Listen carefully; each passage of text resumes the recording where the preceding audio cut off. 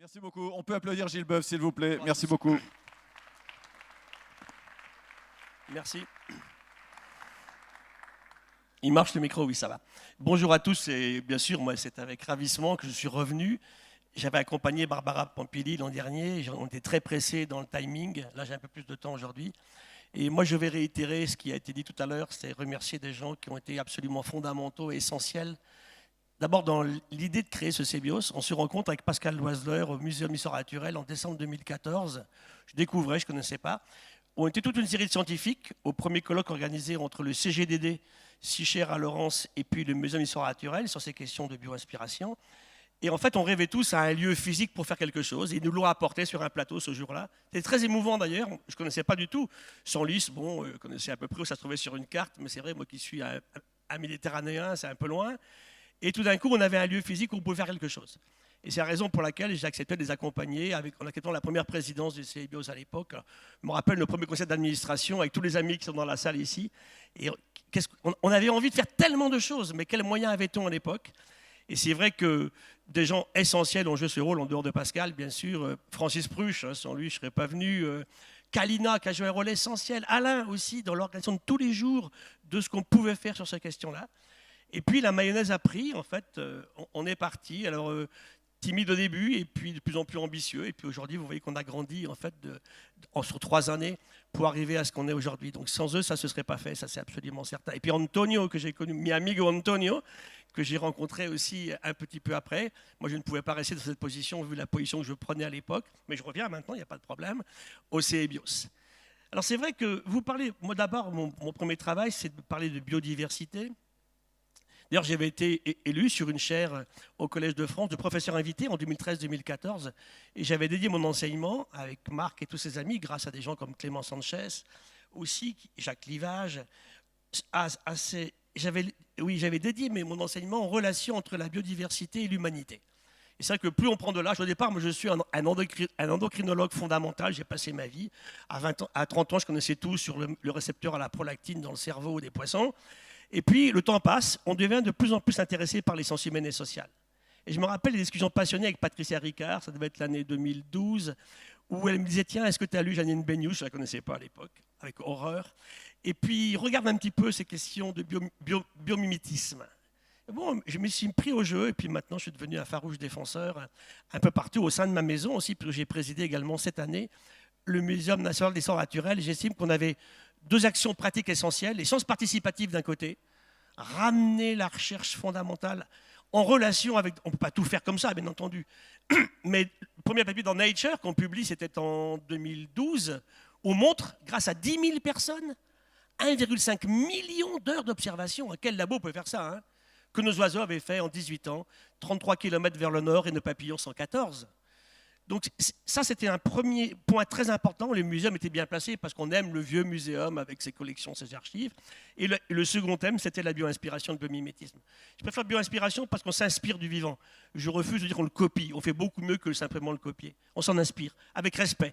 Et j'aime bien ce qu'a dit tout à l'heure Nicolas, le mépris qu'on a eu pour ce système-là. Et quand on regarde, tout à l'heure je parlerai un petit peu de ce que peut faire une libellule, c'est tellement fascinant et incroyable et merveilleux parce qu'on est là aussi pour faire rêver les gens. La science est là aussi pour émerveiller, sans toucher bien sûr à sa qualité de rigueur scientifique.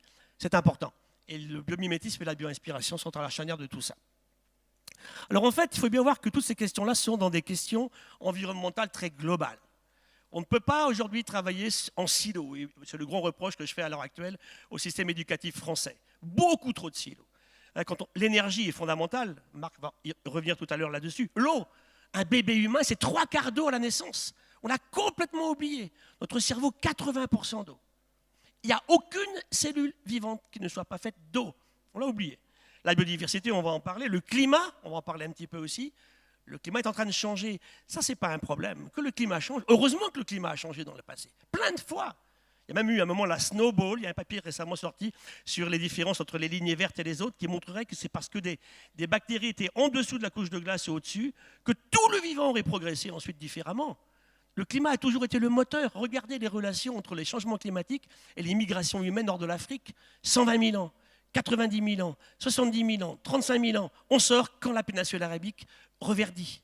C'est parce que le climat a changé que le Sahara n'est plus un désert que l'humain pourra sortir. Comment on est passé de l'Asie à l'Amérique? Simplement parce qu'à un moment, tout s'est gelé. Et ces gens qui étaient passés de l'Asie à l'Amérique sont restés coincés là. Et c'est quand ça a fondu dans leur dos d'arrière qu'ils ont pu avoir accès, avec la fonte des grands glaciers entre le Canada actuel et les États-Unis, aux grandes plaines de l'Ouest américain. Et en 3000 ans, ils seront rendus au Brésil et au Chili. Donc le climat a toujours été essentiel. Le problème actuel, c'est qu'il change trop vite, beaucoup trop vite. Les pollutions, c'est le mal dramatique du 20e, du 21e siècle. Hein. Et là, c'est vrai qu'il faut redorer son blason à la chimie. La chimie est la communication du vivant. Toute la communication se fait par la chimie. On a fait une chimie délétère en ayant produit des dizaines de milliers de molécules extrêmement toxiques, pas dégradables, mais la chimie nous sauvera et pourra reconstituer un lien très fort de recommunication entre l'humain et la nature. Et enfin, interaction entre humain et nature, c'est essentiel. Je vous ai mis un écosystème, le seul sur la Terre où il n'y a pas de vie, ce sont les laves de volcans, il n'y a rien là-dedans. Par contre, partout ailleurs, vous avez de la vie dans les sommets des montagnes, dans les grands fonds océaniques, dans des glaces à moins 90 degrés en Antarctique, vous avez des bactéries. On a foré récemment des basaltes dans le plancher océanique au sud du Groenland, à 1600 mètres dans les basaltes, il y a des bactéries. La vie est partout. Je vous ai mis des dinoflagellés, je vais en reparler en parlant de Tara Océan, et mon petit chouchou qui a un tardigrade à côté, dont on a récemment séquencé le génome, je vous en parlerai tout à l'heure. Alors en fait, tout a démarré sur une histoire de géodiversité. La vie n'apparaît pas comme ça sur la planète Terre. La nature commence avec la Terre, 4,6 milliards d'années, c'est bien daté selon des méthodes très différentes aujourd'hui. 700 millions d'années, le vivant apparaît. Le vivant se construit donc sur une géodiversité antérieure. Hein. Pourquoi est-ce que dans un sang humain aujourd'hui, vous avez 140 millimoles de sodium, 105 millimoles de chlorure? Ça, c'est l'histoire de l'océan. Et puis, cette histoire est racontée en fait ici par une météorite qu'on appelle la météorite d'Orgueil, celle-ci, qu'on a ramassée dans un champ en mai 1864, près de Toulouse, au sud dans le Gers. Ce caillou, un paysan le ramasse, il fait 11 kilos. Et puis on l'oublie pendant plus de 100 ans dans une caisse à oignons. Et on le retrouve en 2005. Et là, il va parvenir devant les plus puissants moyens de géochimie qui existent, les nanosondes de la rue Buffon à Paris. Et grâce aux isotopes du chrome, on va dater ce caillou. Il a 4-6 milliards d'années. Ce caillou est un fragment du Soleil ou de la Terre à l'initiation du système Terre. La nature part à ce moment-là sur le système Terre, bien sûr.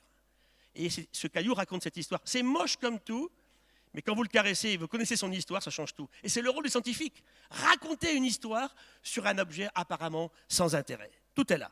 Et puis l'océan se forme. L'océan très stable depuis au moins 100 millions d'années. Et puis ensuite, vous avez cette photo intéressante, c'est à Madagascar. Là, vous avez de l'eau douce. Ici, vous avez de l'eau de mer. 1050 milliosmoles, ici 10. Et entre les deux, vous avez quelque chose d'intéressant. Et pour répondre à la question, je vous mets ici votre sang en ce moment. Votre sang, à tous ici, le mien aussi, je ne suis pas extraterrestre, hein, qu'est-ce qu'il raconte? L'histoire de la sortie de l'océan. Il y a 1 milliard d'années pour les bactéries, il y a 450 millions d'années pour ce qu'on appelle les métazoaires élaborés, les animaux, les plantes aussi bien sûr. La vie sort de l'eau et garde en elle-même. L'eau est forcément gardée. Quand on n'est plus dans l'eau, il faut garder l'eau à l'intérieur. Hein.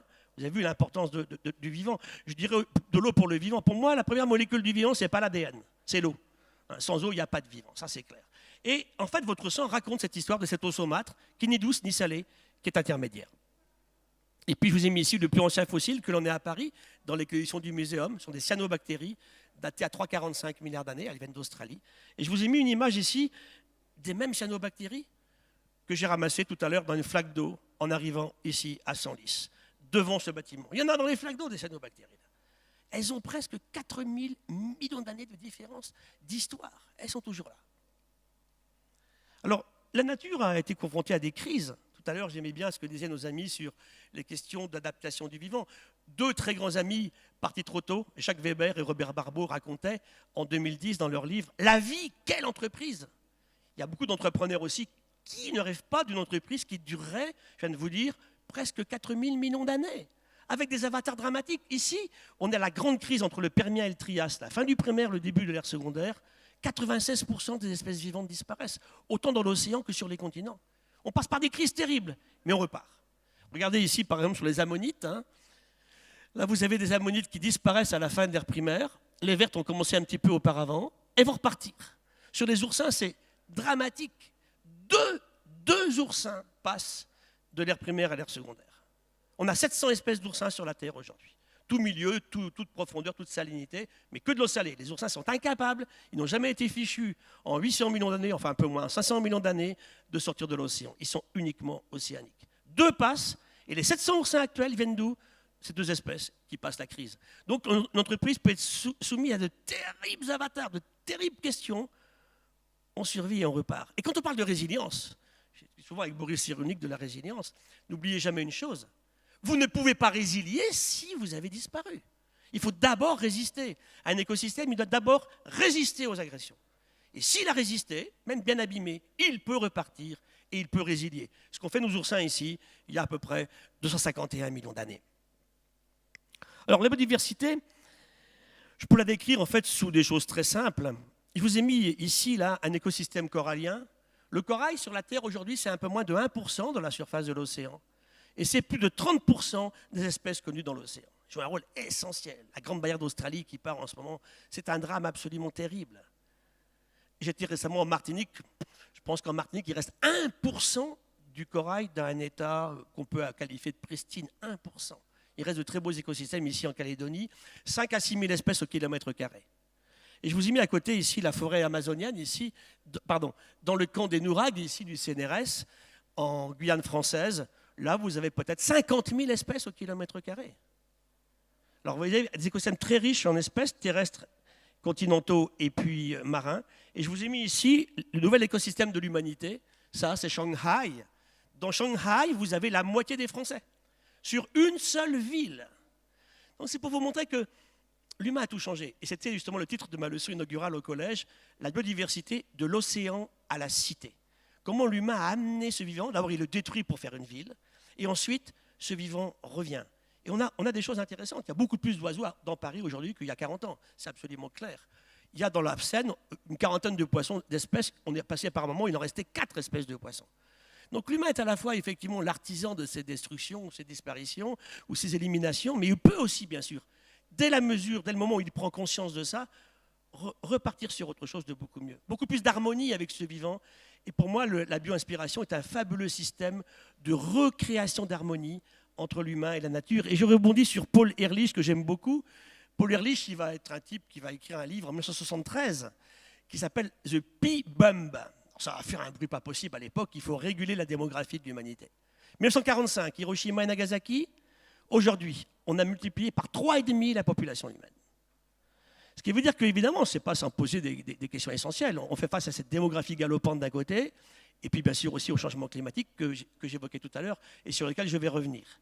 Et Ehrlich écrit, il est reçu à l'Académie des sciences royales britanniques en janvier 2013, il écrit ça, « Can a collapse of global civilization be avoided » Est-ce qu'on peut encore empêcher, éviter un effondrement de nos civilisations? Voilà, c'est un peu le débat qui est lancé aujourd'hui. Et pour montrer qu'on a quand même évolué, c'est que j'ai vu que le pape l'avait reçu il y a quelques semaines au Vatican. Recevoir Paul Ehrlich en 1973, c'était le grand Satan. Hein. Donc on a quand même une évolution dans les consciences et dans les relations, des questions qui nous préoccupent. Alors, biodiversité, souvent vous imaginez que c'est ça. J'en ai plusieurs fois parlé au CEBIOS, quand j'étais avec ma ministre, je voulais la convaincre qu'il fallait sauver la biodiversité. Expédition du Muséum, avril 2012, une vingtaine de chercheurs sur une plage de Guadeloupe, mais on est 3 mètres sous les fesses des baigneurs, dans le sable. Et on trouve ça. Ah. Alors, je s'agit des très jolis, style muséum, des belles collections de micro. C'est tout petit, hein, ça fait 1 centimètre. Alors, ça, c'est très bien parce que regardez comme c'est beau la biodiversité. C'est surtout pas la biodiversité, une liste ou un catalogue. C'est beaucoup mieux que ça. D'autant plus qu'ils ne sont pas toujours comme ça, il y a aussi des comme ça. Alors, ça change tout. Quand je suis avec le député de Perpignan, il me dit attends, on t'aime bien, on veut bien sauver ton crabe tout à l'heure orange et bleu, mais tu veux vraiment sauver ce truc-là avec son gros nez là, qui s'appelle le poisson globule. Écoutez, la femelle globule est aussi moche sur nos critères à nous que le mâle globule. Ils s'aiment, ils nous font des bébés globules, et puis bah, ça continue comme ça. Hein. Alors j'aime beaucoup, ce qui est en bas ici, c'est le rat taupe nu. Celui-ci, au hit parade des moches, il était foutu. Hein, ça c'est clair, il y a 10 ans, qu'est-ce qu'on en aurait fait? Et à l'époque, un grand cancérologue de la Pitié m'appelait, moi je prenais mes fonctions au muséum en 2006, et il me dit, Gilles, est-ce que tu connais le rat taupe nu? Oh ben oui, je sais que ça existe. J'en avais jamais câliné, mais bon, je connaissais la bestiole dans des terriers au Kenya. Il me dit, est-ce que tu sais les élever? Bon, j'ai jamais essayé, mais au muséum, on peut tout essayer. On peut essayer d'élever des rats taupe nus. Eh bien, on découvrait que ce rongeur vit une 50aine d'années et ne développe jamais de tumeur. Et du jour au lendemain, l'horrible moche rat taupe nu devenait le sauveur de l'humanité. Vous voyez que c'est intéressant. En fait, qu'est-ce qu'il faut qu'on fasse? S'il n'y a pas que les jolis à sauver, ni les moches, c'est ça la biodiversité. Ça, c'est beaucoup plus intéressant, en fait. Ça. Et depuis les origines, l'humain est là-dedans. Tout à l'heure, on disait nous sommes totalement immergés. Et c'est ce que disait Nicolas, c'est vrai, je le dis souvent. En fait, vous avez un humain qui est profondément associé à cette diversité biologique. Il en est lui-même. L'humain n'est pas du tout un être unique. On le sait maintenant, avec notre ami Philippe, qui est au Collège de France aussi. On a au moins autant de bactéries dans nous et sur nous que de cellules humaines. Alors, 3/4 de flotte, le bébé, autant de bactéries que de cellules humaines. Bon, ça devrait rabattre le caquet à Homo sapiens, qui se croit effectivement sorti d'une cuisse quelque part, d'un dieu quelconque. Et toujours, bien sûr, les garçons une semaine avant les filles, bien évidemment, dans ces théories et ces discussions. 43% des gens qui ont voté M. Trump sont créationnistes. Ce n'est pas inintéressant, bien sûr. Hein. Et quand il me disait récemment, vous savez, les problèmes de perturbateurs endocriniens, qui sont un terrible problème aujourd'hui, vous savez, non seulement ça crée des problèmes d'obésité, de diabète, de difficultés dans la réponse immunologique, mais ça pourrait aussi affecter, dit-on, le développement neuronal des bébés. À mon avis, vu comment ils ont déjà voté, là, ça a commencé il y a quelque temps, effectivement, ces questions des perturbateurs endocriniens.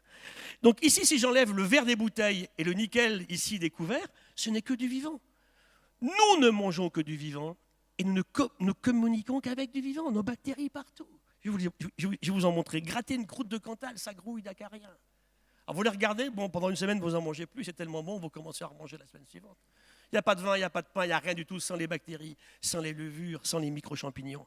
On s'est mis à élever des bestioles comme la vache, qui nous pose de gros problèmes aujourd'hui. 1,3 milliard de vaches sur la Terre.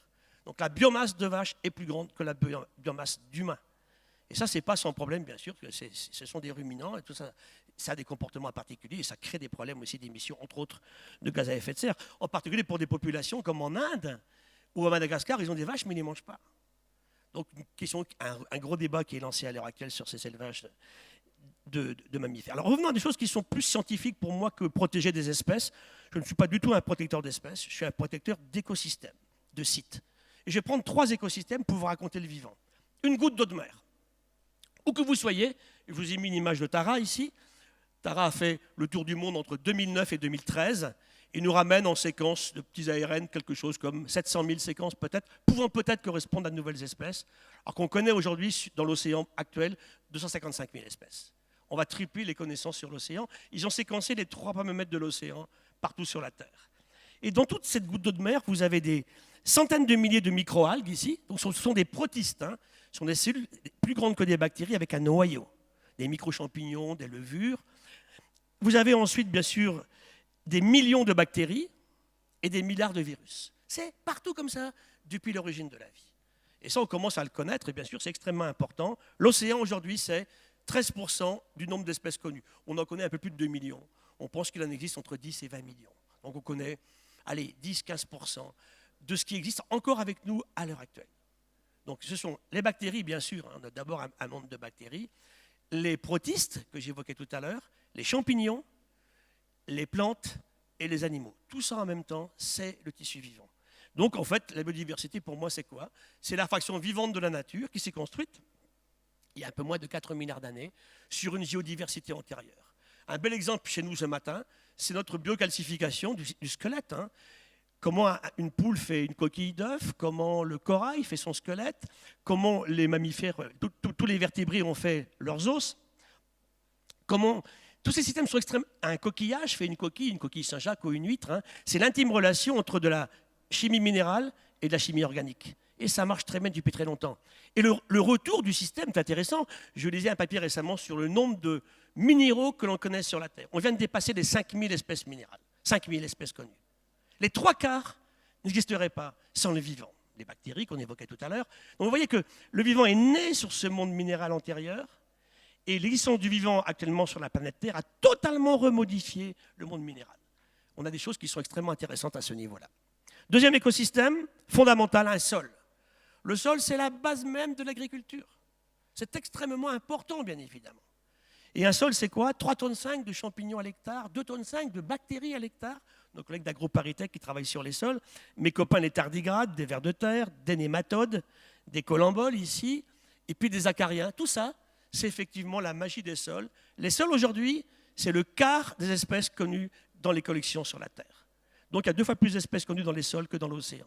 Et ce n'est pas du tout curieux, en fait. L'océan est extrêmement en connectivité partout. Ce n'est pas un créateur de diversité spécifique important. Les sols, oui, bien évidemment, vous avez des barrières partout. Les arbres, qu'on aime tous tant et qui sont si importants pour l'humanité, n'existeraient pas sans tout le système gigantesque de micro-écosystèmes entre leurs racines et puis ces micro-champignons ou ces bactéries. 3e écosystème, l'intestin d'un bébé humain à la naissance. Alors ça se reprend toujours un petit peu. On est tous passés par là. J'ai regardé très finement à quel moment un bébé humain entre en contact avec la biodiversité de la planète Terre. Ce n'est pas durant la grossesse de sa maman. Il y a des contacts physiques et puis de tous ordres, mais très peu de bactéries dans le tube digestif d'un bébé humain avant la naissance. C'est au moment de la rupture de la poche des os. À ce moment très précis, des bactéries extérieures à la maman, mais qui sont dans elle, vont aller, dans le bon sens du terme, contaminer ce bébé. Et un bébé, il met 2 années à établir sa flore intestinale. On a séquencé, mais surtout ceci, on a trouvé de la place pour plus de 1000 espèces de bactéries, on n'en connaît pas 500. C'est pour vous montrer que cet humain est en intime relation avec ce monde qui l'entoure. Ça, c'est important parce que ça change beaucoup trop vite en ce moment. Nutrition très mauvaise et deuxièmement, surtout, traitement anarchique aux antibiotiques. On fait un surusage des antibiotiques. Un des grands drames médicaux actuels, c'est l'antibiorésistance. Il y a eu un très beau papier récemment dans Nature où ils ont pris une énorme boîte de pétri de 1 mètre carré.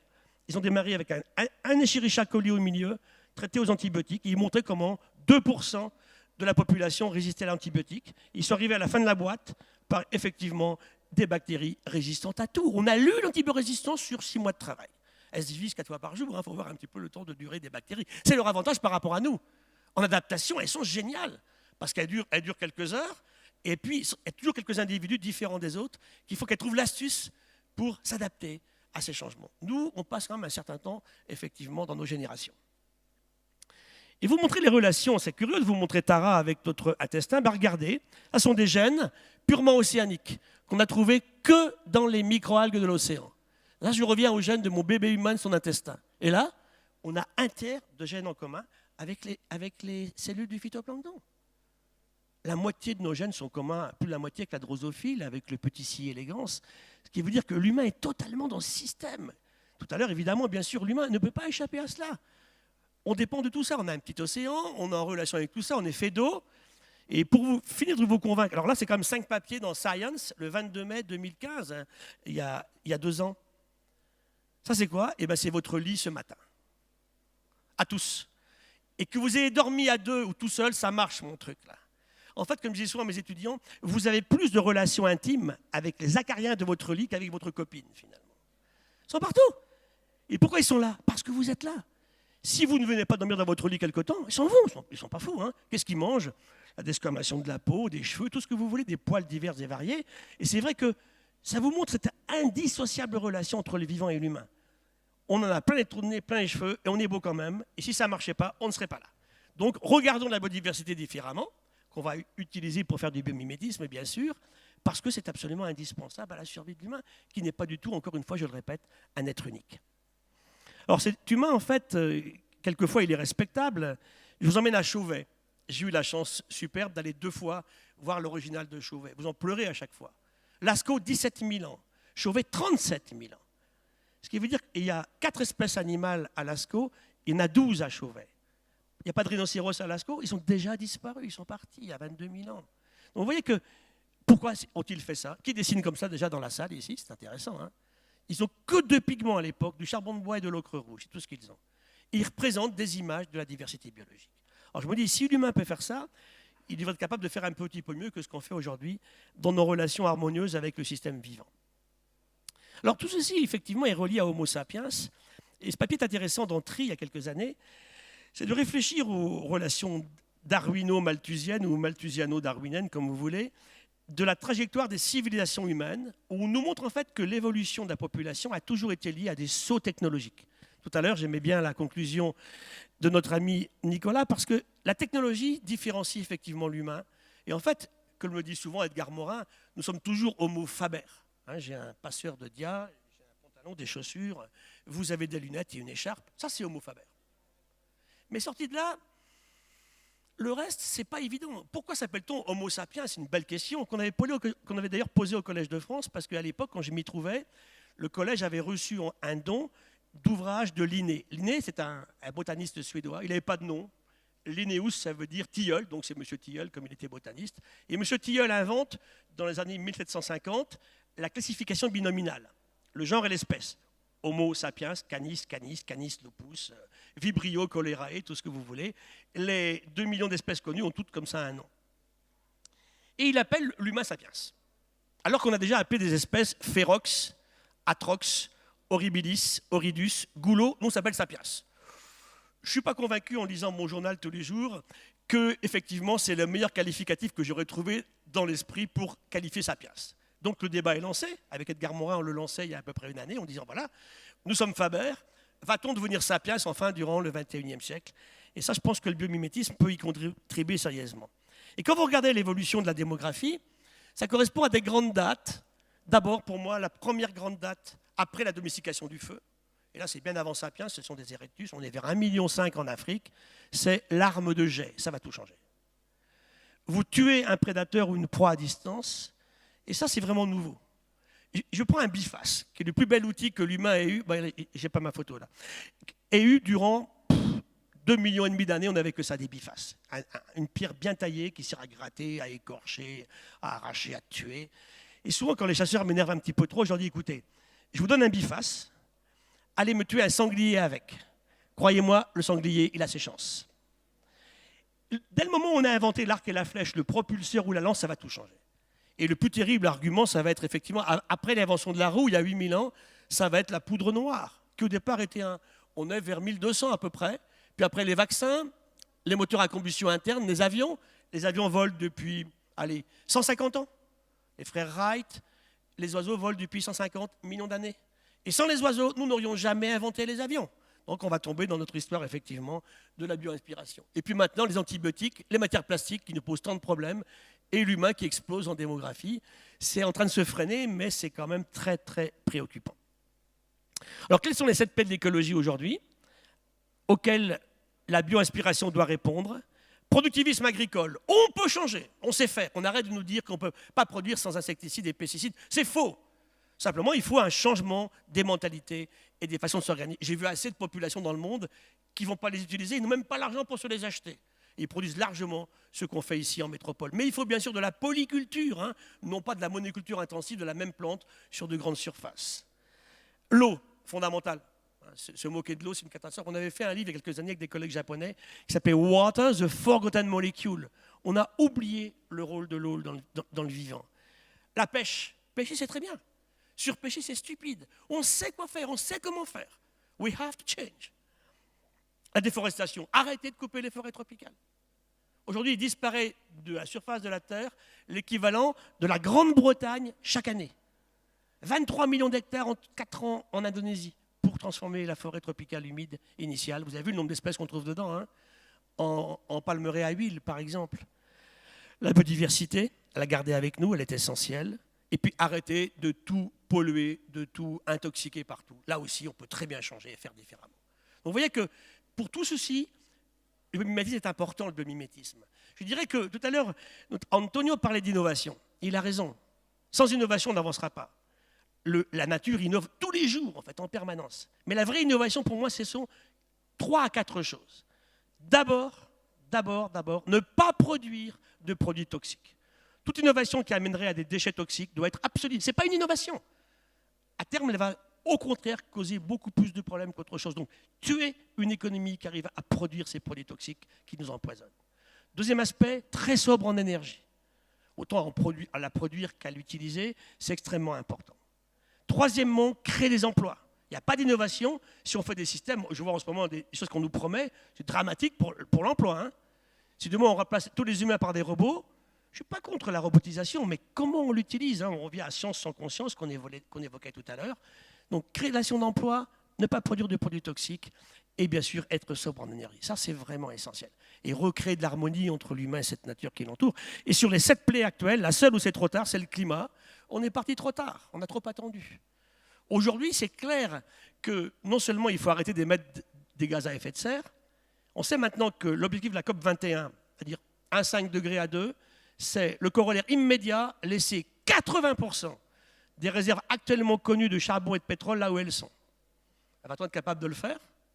Et deuxièmement, ce ne sera pas suffisant. Il va falloir commencer à retirer le CO2 qu'on a mis dans l'atmosphère depuis le moment de l'ère pré-industrielle, depuis son début. Avec ça, on a peut-être quelques chances effectivement d'avancer beaucoup mieux. Donc aujourd'hui, sur le climat, c'est freiner l'évolution du climat et puis bien sûr, essayer de la garder dans des zones qui sont compatibles avec une vie. Je relisais récemment un papier tout neuf là, sur la canicule de la semaine dernière. Elle va coûter à Paris, donc ça va durer 6 jours, entre 4 et 7 milliards d'euros à la France. Hein. On n'a pas encore le nombre de gens, des décès. Hein. Bon, ça va être certainement largement plus du millier. Et même, on a quand même beaucoup mieux géré dans les hôpitaux, hein, les gens qui arrivaient à l'hôpital, que ce qu'on avait fait en 2003. 2003, 15 000 morts. Dans le nord de la France, pas dans le sud. Russie, 2010, vague de chaleur, 100 000 morts. Il y a un beau papier dans Science là-dessus. On n'a jamais parlé en France, on s'en foutait, c'était des Russes. Hein.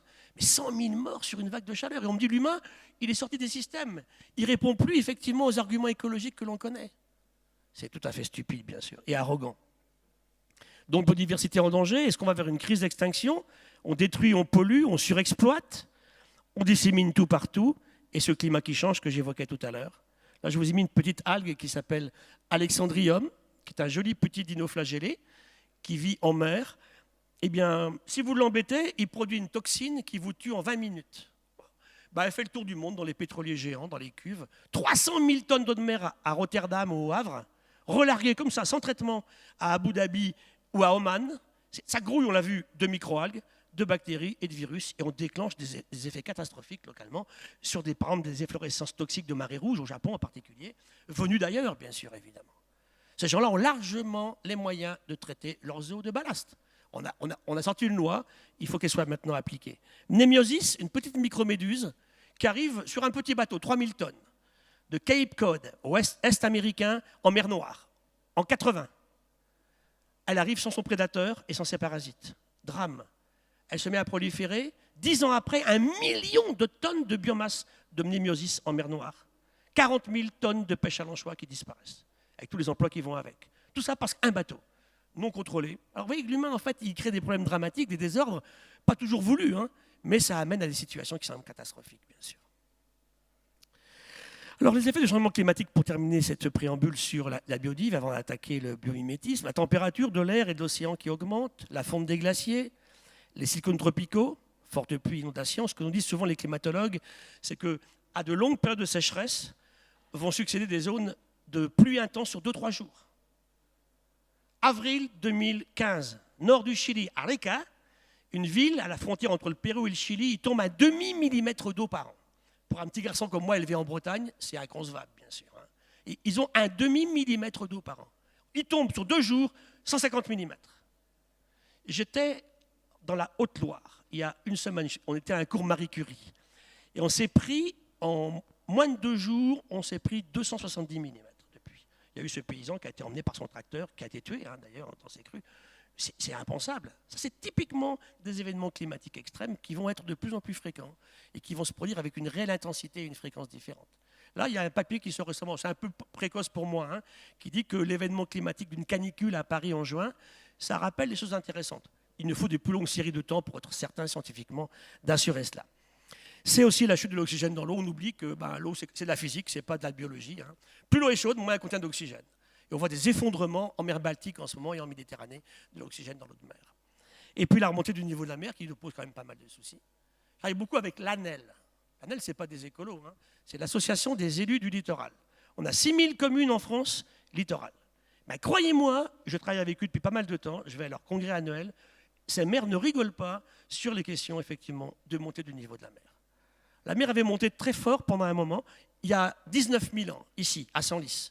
La température est 4 degrés plus basse. La mer 125 mètres plus basse.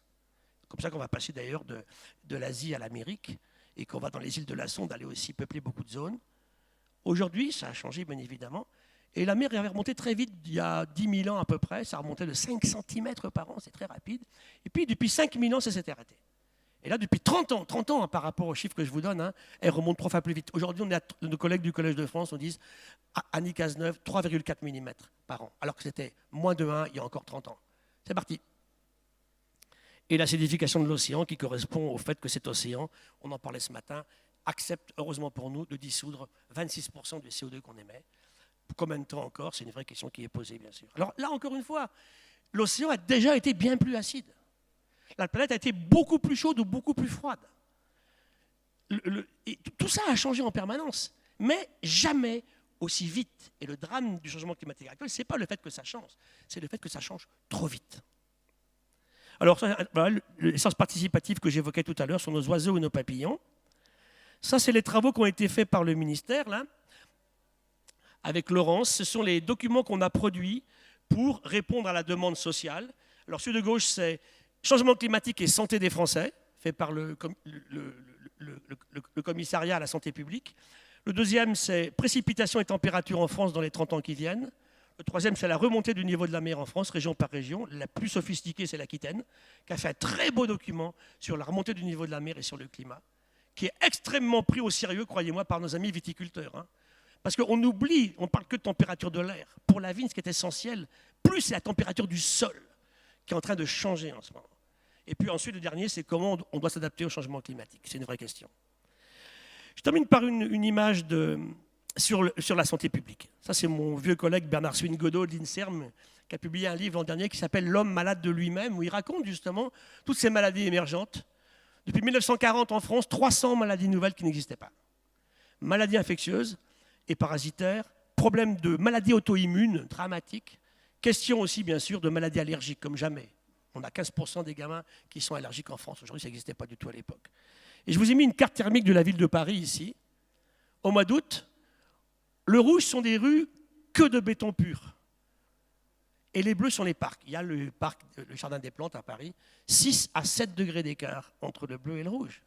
C'est largement suffisant pour faire passer une vague de chaleur.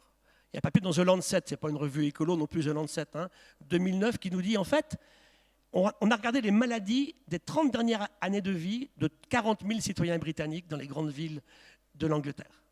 Vous n'avez pas les mêmes maladies. Si vous avez simplement, chaque semaine, l'accès libre à un parc, sous des arbres. Un arbre, il sait faire pleuvoir. Un arbre, il fait de l'évapotranspiration. Chaque fois que vous enlevez une forêt, il ne pleuvra plus jamais parce que tout simplement, le désert s'installe à la place et puis vous arrivez ensuite au drame. Sans pluie, pas d'agriculture, sans agriculture, pas d'humains et ça déclenche les migrations humaines. Regardez l'état de Madagascar aujourd'hui ou d'Haïti par exemple. Alors, prévoir à long terme, climat, l'accès à l'eau, je laisse les déchets spatiaux de côté et j'arrive donc à ce livre de Janine Benyus, il y a exactement 20 ans aujourd'hui. Il y a 20 ans, on sort le livre justement Innovation Inspired by Nature. Ça, c'est la vraie question qui est posée et on va partir de cela. Alors, c'est quoi la bio-inspiration, le biomimétisme? Encore une fois, je rebondis sur ce qui a déjà été dit, ce n'est pas du tout une science. Pour moi, c'est beaucoup plus en fait un mode de réflexion, c'est une mise en commun de connaissances à partir de la nature. Toutes ces formes, ce n'est pas que des animaux et des plantes. Les micro-organismes ont un rôle essentiel à jouer dans la bio-inspiration. Développement technologique, matériaux, procédés, stratégies, moins polluants, moins consommateurs d'énergie, recyclables, plus sûrs, de meilleure qualité et à moindre coût. Si on ne rêve pas avec ça, dites-moi ce qu'il nous faut en fait finalement. On devrait tous en faire beaucoup plus que ce qu'on fait aujourd'hui. Alors, Vinci disait déjà à l'époque, prenez vos leçons dans la nature, c'est là qu'est notre futur. J'aime beaucoup ça. Pas votre futur, notre futur, tous dedans. Et c'est ce qu'on fait en fait au CEBIOS depuis maintenant 3 années. Le CEBIOS, encore une fois, n'a pas inventé le biomimétisme. Il a créé un stimulus et un lieu physique où tous ces gens qui avaient envie de faire quelque chose, certains en faisaient sans le savoir d'ailleurs du biomimétisme, d'autres en faisaient vraiment parce qu'ils avaient envie, ils croyaient à quelque chose, on allait avancer. Et là, j'ai trouvé ici à Senlis, en décembre 2014, cette étincelle dont on avait besoin tous en France, physiquement, pour avancer. Là, je reprends ce qu'on montre souvent au niveau du CEBIOS, c'est effectivement cette très, très longue évolution du vivant avec ces espèces. Alors maintenant, ça intéresse aussi les ingénieurs. J'étais avec Kalina il y a quelque temps dans un jury de thèse de docteurs ingénieurs à l'ENSAM. Ce n'est pas des écolos spécialement les Khazars. Bon. Ils ont fait des tas de choses qui ont abîmé la planète. Mais ils font des choses intéressantes aussi maintenant. Et le travail, c'était comment, vis-à-vis d'un industriel qui a une question, il veut un point technique de réaliser, un blocage de production à résoudre, faire quelque chose. Eh bien, on aurait tous le mettre dans une machine et vous dire, voilà, le modèle vivant qui répond à votre question, il vit en Papouasie-Nouvelle-Guinée et c'est une araignée. Donc ils ont commencé à mettre, ils ont une base de données maintenant, il y a plus de 5000 espèces qui sont rentrées dedans, où on commence à regarder cela et à cribler tout ceci. Ce qui me gêne un peu plus, c'est qu'ils me disent, on n'a pas besoin de biologistes pour faire cela. Bon, moi je veux bien, on verra. Le jour où il faudra commencer à élever effectivement l'espèce d'intérêt ou à la cultiver. En tout cas, c'est cette union très forte entre la recherche fondamentale et les sciences de l'ingénieur, dans lesquelles, bien sûr, l'entreprise doit être éminemment présente. Moi, je crois à un système social, recherche fondamentale, étatique. Les entreprises ne les feront pas, ces recherches fondamentales. Les prix Nobel ne sortent pas de recherche d'entreprise. C'est pas ça. Il faut une recherche de part étatique. Ensuite, bien sûr, une recherche de technologie autant étatique que privée. Et puis enfin, qu'est-ce qui crée les emplois? C'est bien les entreprises. Hein. Il n'y a que la France où on croit qu'on va créer des emplois dans un pays qui a 2000 milliards d'euros de dette. Ça ne tient pas debout. Donc c'est vrai que là, l'entreprise a un rôle essentiel qu'on a évoqué tout à l'heure. Donc enfin, il faut les ONG de temps en temps. Parce qu'elles ramènent un petit peu le débat au centre. Ce n'est pas inintéressant. En faisant réfléchir les systèmes. Les ONG ont souvent révélé des grands désordres divers et variés. Et l'État est là pourquoi? Mettre de l'huile dans les rouages, pas pour faire autre chose que cela. Tout ça, en harmonie, ça pourrait marcher. Je reviens à ma libellule, j'emprunte ça à mon ami Olivier Allard, que j'avais croisé lors d'un colloque ici à Senlis il y a quelques années. Il nous parle d'une libellule. Ça fait rêver n'importe quel pilote d'hélico. Hein. Des tendons incroyablement résistants, fréquence à 42 Hz, 20 millions de cycles de battement, sans problème. Aile résistante, vol à 80 km/h, un truc grand comme ça, 80 km/h. Hein. Il n'y a pas de drone qui vole à 80 km/h. Hein. Et puis, ce qui est intéressant, c'est qu'elles ont 9 techniques de vol. Capacité de vol pendant des heures avec quelques watts, très très peu d'énergie. Un corps incroyablement résistant, incroyablement léger. La chitine et la sclérotine qui font le squelette. Il y a beaucoup de très belles images de coléoptères ici, mais c'est le cas aussi des odonates, hein, qui vous montrent qu'ils ont des substances fabuleuses. C'est une cellulose, en fait, la chitine, avec un peu de magnésium. Mais ça, c'est beaucoup plus résistant que l'os humain, beaucoup plus souple et beaucoup plus léger. Bon, c'est un squelette externe, ça a créé quelques contraintes qui sont embêtantes, mais ça vaut le coup qu'on aille voir, bien sûr, comment elles le font. Elle encaisse 30 G. J'ai un copain pilote de chasse, ça le rend fou. Hein. Quelques G, le type, il a les globules rouges dans l'occiput, c'est terminé, là, en fait. 30 G. Et pour faire ça, ben, elle a un cœur qui se balade.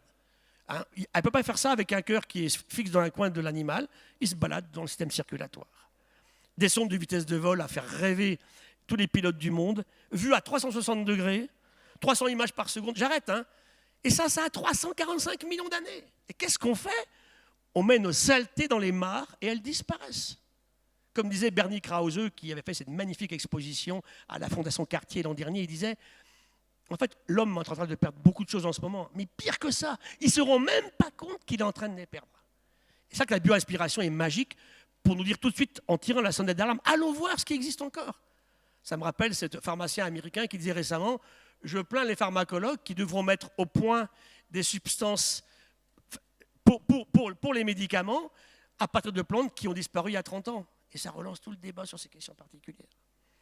Alors bien sûr, nous qui s'intéressons aussi à l'océan, c'est tout ce qu'on a tiré de l'océan. 26 000 molécules d'intérêt, anticancéreux, antibiotiques, antiviraux, antichampignons, immunostimulants, tout ça à partir d'animaux sessiles. On a 2 grands réservoirs dans le vivant. Les plantes, pas tellement les animaux mobiles, c'est moins intéressant. Les plantes et les animaux marins sessiles. Ils sont comme des arbres, un corail, une gorgone, une éponge. La larve se déplace dès qu'elle est fixée. Pourquoi? Parce que d'abord, elles sont très anciennes, donc elles ont résisté à beaucoup de choses. Et deuxièmement, surtout, si ça ne va pas très bien pour nous ici dans la salle, qu'est-ce qu'on fait? Il fait trop chaud, trop froid, ça sent vraiment pas bon. On s'en va avant de faire l'adaptation, on s'en va. Elles ne peuvent pas s'en aller. Un arbre ne peut pas s'en aller. Une gorgone ne peut plus s'en aller dès qu'elle est fixée. Et donc, elle a inventé un tas de trucs qu'on appelle les défensines. Hein. C'est à l'origine d'ailleurs du prix Nobel de notre ami Jules Hoffmann il y a quelques années. Il s'est intéressé beaucoup à la mouche, mais a beaucoup travaillé également sur les animaux marins sessiles. 30% viennent des éponges. Tout ce qui est fait sur les cosmétiques sont extrêmement importants, bien sûr, à partir de cette bio-inspiration qu'on évoquait tout à l'heure, du monde végétal terrestre ou du monde animal marin, ou aussi végétal marin, bien entendu.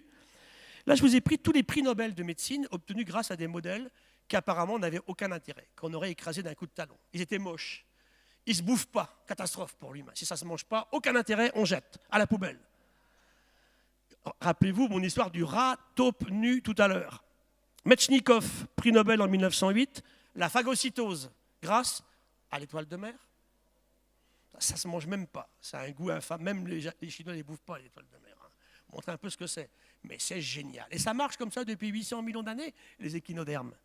Charles Richet, le seul prix Nobel monégasque, grâce au bateau du prince Albert Ier, découvre le choc anaphylactique à partir des venins de méduse sur des chiens. Von Warburg, lui travaille à Roscoff en particulier, il découvre les vagues calciques anti-polyspermie pour qu'un seul spermatozoïde rentre dans l'ovocyte et ça ne continue pas pour faire ensuite des monstres grâce à un oursin. Hodgkin Huxley, c'est un des plus beaux prix Nobel, la transmission de l'influx nerveux. Il faut un modèle mathématique il y a 50 ans, toujours d'actualité aujourd'hui, grâce à un fait unique de la bioinspiration, du biomimétisme, c'est que l'axone de Kalmar est 1000 fois plus grand en section que le nerf humain. Il fallait aller les chercher. Kandel, Alzheimer, 2000, prix Nobel sur les bases moléculaires de la mémoire, en travaillant sur la Cisney, la limace de mer. Elle n'a que 20 000 neurones dans son cerveau, c'est pas très malin, mais ça fait des choses extraordinaires. Timothy Hunt, c'est un des plus beaux aussi, la clé du cancer, que l'on sait maintenant être en fait un dimère, c'est deux molécules, une kinase et une cycline. Tous les cancers sont liés à un phénomène de désordre au moment justement de métabolisme de ces kinases, soit elles-mêmes, soit dans le métabolisme des molécules qui les produisent ou les contrôlent. Tout ça, c'est effectivement découvert grâce à l'étoile de mer, encore une fois. C'est quoi un cancer? C'est la décision par une cellule de reprendre une division alors qu'elle ne devrait pas le faire. Et ça, on le comprend grâce, encore une fois, à l'étoile de mer. Shimomura, lui, c'est sur les protéines de fluorescence de méduses. Alors lui, c'est un prix Nobel de chimie, mais c'est quand même pas mal hein, dans nos prix Nobel. Là. Et le dernier, c'est en 2009, le trio Gwider, Blackburn et Szostak, qui découvre simplement les mécanismes fondamentaux du vieillissement, avec le rôle de l'enzyme télomérase et les raccourcissements des chromosomes grâce à un truc qui ressemble à rien. Il y en a ici qui vit dans les flaques d'eau et qui s'appelle Tetrahymena.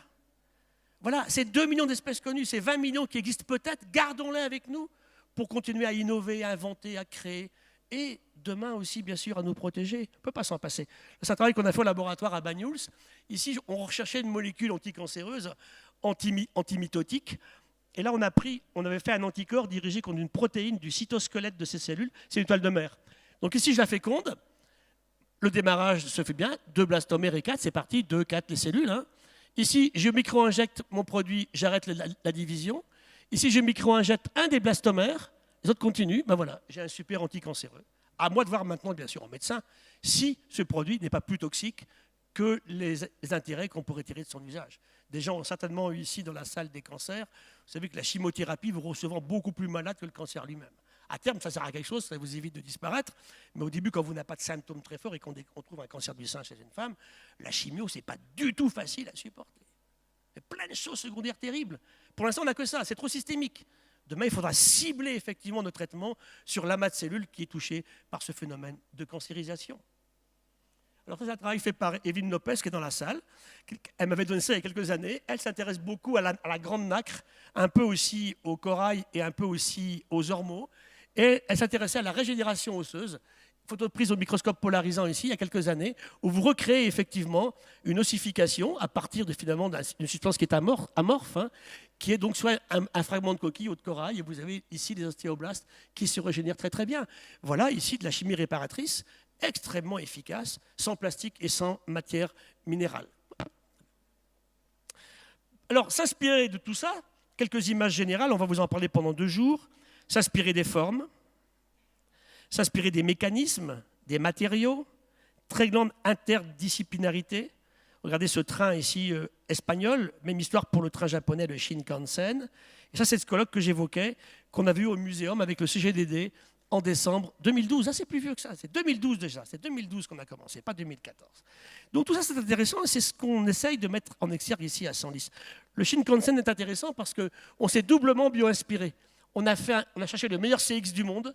Le meilleur CX, c'est la tête et le bec du martin pêcheur. Quand il descend dans l'eau, regardez un jour un martin, c'est fabuleux, la vitesse est incroyable, il pénètre dans l'eau sans faire une ride. Si jamais il fait une ride, hop, le poisson il s'est tiré, il ne bouffe pas. Il a compris le martin pêcheur, hein. Il est extrêmement efficace. Mais le drame, quand on met ça sur un train, ça fait beaucoup, beaucoup de bruit. Donc on s'est doublement bio-inspiré. On s'est inspiré d'un autre modèle animal, le hibou. Alors le hibou, c'est simple. Si le hibou fait du bruit, il ne bouffe pas. Donc il a des plumes accrochées de façon extrêmement intéressante. On s'en est inspiré pour revêtir le Shinkansen, qui est le train le plus rapide du monde et le plus silencieux qui existe. C'était le modèle, bien sûr, qu'on utilise souvent en bio-inspiration. La chauve-souris de Clément Ader, l'élante de Léonard de Vinci, les pattes de gecko, génial, les pattes de gecko. Il grimpe sur une vitre, il marche au plafond. Tout ça par des phénomènes physiques de force de vent de valse, grâce simplement à l'organisation des petites lamelles qu'il a sous les pattes. Regardez une patte de loup aussi, c'est absolument incroyable, ou de renard. Tout ça, ça résulte d'une très longue évolution, tout le temps filtrée par les mécanismes de l'adaptation.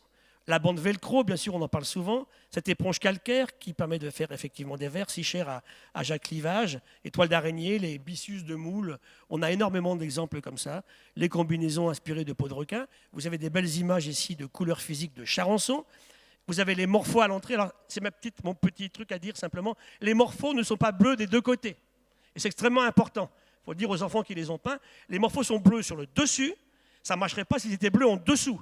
Dessous, ils sont noirs avec des gros ocelles ressemblant à des yeux. Donc la prochaine fois qu'il y aura des morphos à l'entrée, on me fera des dessous noirs et puis des dessus bleus. Voilà.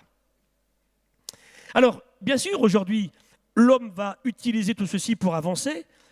Biomimétisme, c'est tout ça. C'est la bande velcro, ce sont les effets lotus, les winglets qu'on évoquait tout à l'heure, le Shinkansen.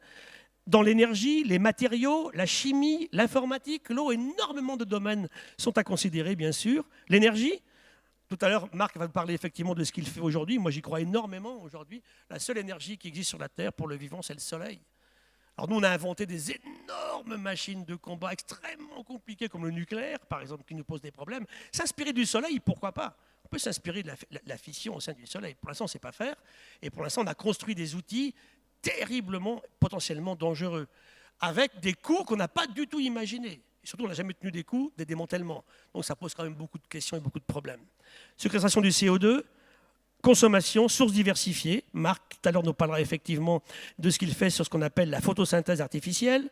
Les matériaux, les ailes de morpho qu'on a vues tout à l'heure, légers, stockant le CO2, cicatrisant, biocompatible, toujours la même histoire. Le morpho que j'évoquais à l'instant, bien sûr. Ici Jacques et puis Clément aussi du collège sur le verre à partir de petites algues marines que sont les diatomées.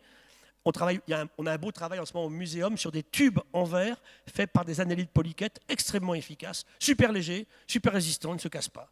Et ils sont compostables quand vous avez fini l'utilisation. Pour encore une fois rêver, bien sûr, pas de déchets. C'est l'humain qui a inventé les déchets. Il n'y a pas de déchets dans la nature. Il y a toujours un acheteur pour votre déchet. La chimie douce. Claude Grison est certainement un très bel emblème de la chimie douce à l'heure actuelle en France.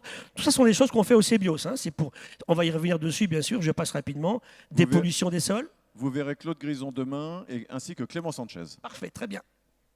Alors ça, on parle de scarabée. Ce n'est pas un scarabée. Moi qui suis entomologiste, c'est un ténébrionide qui vivait en Namibie dans le désert et qui a un truc incroyable. Il avait des drôles de structures sur les élytres. Tous les matins, il lève comme ça le derrière au soleil.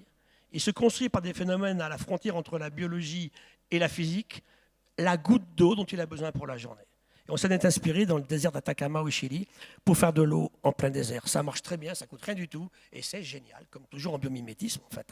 L'information, ici ce mâle de papillon, grâce à ses peignes bourrés de récepteurs aux odeurs, est capable de trouver sa femelle à 11 km de distance. Une molécule isolée, il va la trouver. Ça marche depuis longtemps. Comment ils font? Agriculture, habitat, économie circulaire, ce sont tous les domaines d'application possibles. C'est un travail fait par les Allemands qui nous montraient les moyens, c'est Kalina qui m'a donné ce graphe, dans le biomimétisme, avec une véritable organisation en fait, publique, collective et d'entreprise pour avancer en biomimétisme. Tout ce qu'on peut faire avec, ça vous le découvrirez sur les panneaux qui sont ici dehors. Là. Et je finis simplement ici sur ce qui a été réalisé récemment, ce sont donc les travaux qui ont été publiés. Le fameux colloque du CGDD que j'évoquais tout à l'heure, ici bien sûr, publié donc en 2013, et puis les rapports divers et variés qui existent, le rapport présidé par Patricia Ricard également du CESE, beaucoup de travaux également biodiversité, biomimétisme que vous pouvez trouver. Alors, quelques mots sur le muséum. Le muséum, c'est une vieille institution qui a été créée en 1635, mais quand même un siècle après le Collège de France, quand même. Le premier, c'est le Collège, je tiens à le dire souvent. Le muséum, c'est un siècle après. Et c'est vrai que c'est aussi une institution qui est vénérable et qui stocke les collections nationales. Alors, les collections au muséum, ça fait penser que la biodiversité sur des catalogues ou des inventaires. Et je vous l'ai dit, c'est beaucoup plus que ça. Pour moi, je dirais qu'en fait, c'est l'ensemble de toutes les relations que tous les êtres vivants ont établies entre eux, y compris les bactéries, entre eux et avec leur environnement. C'est ça la biodiversité, ce n'est pas un catalogue. Hein. Donc qu'est-ce qu'on fait au muséum par mission officielle? De la recherche, de l'éducation, de la gestion de collection, de la muséographie et de l'expertise. C'est ce qu'on fait dans la maison. Et grâce à ça, bien sûr, dès le départ, à l'époque, je présidais l'établissement, on a été intéressé par le biomimétisme, on y faisait les conférences. Et rapidement, après notre découverte mutuelle en 2012 avec Senlis et un lieu physique de réflexion, on est partis ensemble là-dessus. Et le muséum peut jouer un point central parce qu'il a ses collections dont on va s'inspirer pour aller plus loin. Donc on travaille sur tout ça au muséum, c'est beaucoup de choses. C'est de gigantesques collections, 70 millions de spécimens à Paris, 70 millions à Londres et 110 millions à Washington. Ce sont les 3 grands musées de collections d'histoire naturelle de la planète aujourd'hui. Alors ça, c'est nos grandes expéditions sur le terrain où on va aller voir ce qui se passe. On arrive encore à faire rêver en découvrant tous les jours des choses nouvelles. Nous étions en 2006 à Espiritu Santo, ici, dans l'archipel du Vanuatu. Et là, je suis en 2011. Je vais restituer au président du Vanuatu les collections qu'on a établies lorsqu'on a découvert les écosystèmes de l'archipel du Vanuatu, d'Espiritu Santo, en mer, dans les grottes, dans la forêt et dans les jardins, là où les humains ont amené avec eux leurs plantes nourricières et leurs animaux domestiques. Pourquoi on fait de la recherche? Simplement parce que c'était absolument essentiel aujourd'hui. Je dirais que ce qui est important, c'est que si on veut comprendre le passé, ces collections sont très importantes. Si on veut gérer à peu près le présent et surtout imaginer le futur, c'est absolument essentiel. Voilà, ça c'est ce que fait le muséum un petit peu partout, avec un grand domaine maritime. On a des équipes absolument partout, 70 millions de spécimens, je l'ai dit tout à l'heure. Je finis par ces colloques. Ça, c'est quelques exemples de travaux de bio-inspiration du muséum, ici.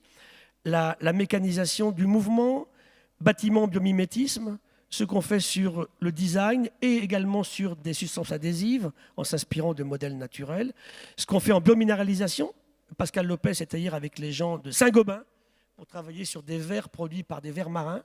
Sabrina Krief, elle regarde les chimpanzés en Afrique qui se traitent en Ouganda contre des maladies à partir de plantes qu'ils ont découvertes dans le système. Et les chamans locaux en connaissent certaines, mais pas toutes. Les chimpanzés connaissent des plantes que ne connaissent pas encore les humains.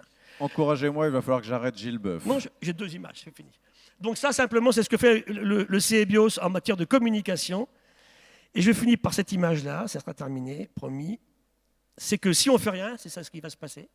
On va effectivement vers ces migrations pour des problèmes de non-possibilité de survie dans des zones qui sont trop touchées par ces questions qu'on évoquait tout à l'heure.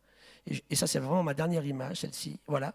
On est à la COP 21, 12 décembre 2015. 195 pays se mettent d'accord. Ici, on a Fabius et le président, le secrétaire des Nations Unies, Ban Ki-moon, qui prononce donc les accords. Ici, on les signe à New York le 22 avril 2016. Aujourd'hui, donc on atteint le but le 4 novembre 2016, 55% des émissions, 55 pays. Aujourd'hui, on est à 143 pays au moment où je vous parle. C'est vraiment ma dernière image, promis. Ça m'a beaucoup ému. C'était le 2 décembre 2015 à Paris. On s'est logué un moment dans la salle des Nations Unies, au Bourget, avec la Station spatiale internationale. S'y trouvaient un Russe et un Américain. Pesquet n'était pas encore parti, là. Et ces deux hommes nous ont dit la même chose. On voit la Terre dans sa totalité à travers une petite fenêtre. Et qu'est-ce qu'on voit? Les forêts d'Indonésie qui brûlent, la pollution dans le golfe du Mexique, le nuage de pollution sur la Chine et l'Afrique qui devient un désert. Alors, dépêchez-vous. Et je pense que le biomimétisme est un bon moyen de se dépêcher et d'être efficace. Merci. Merci beaucoup. Merci.